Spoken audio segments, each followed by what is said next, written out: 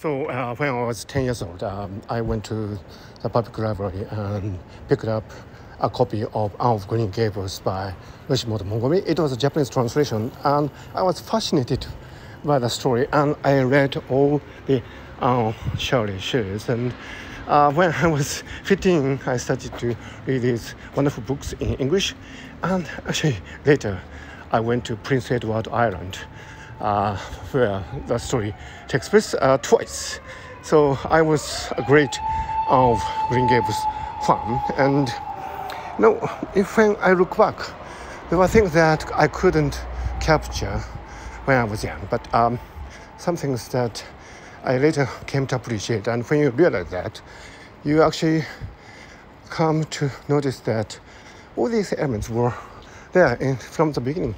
For example, Maria and Matthew, two elder brother and sister, they accept the fact that Anne was sent to them by mistake, serendipitous mistake.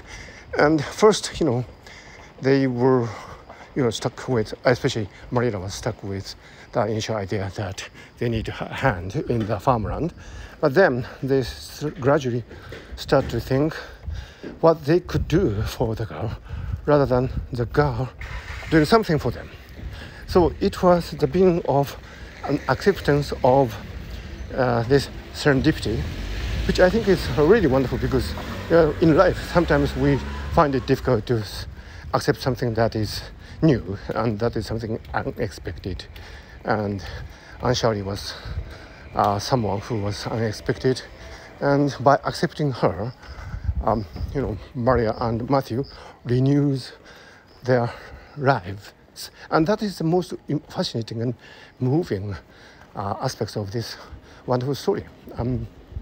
The opening up of Anne Shirley, as she has the secure base of Green Gables, is really a lesson for any educators or parents dealing with children. They do need a secure base. So the title of the novel, Anne of Green Gables, is a really beautiful realization by the little girl that now she is Anne of Green Gables.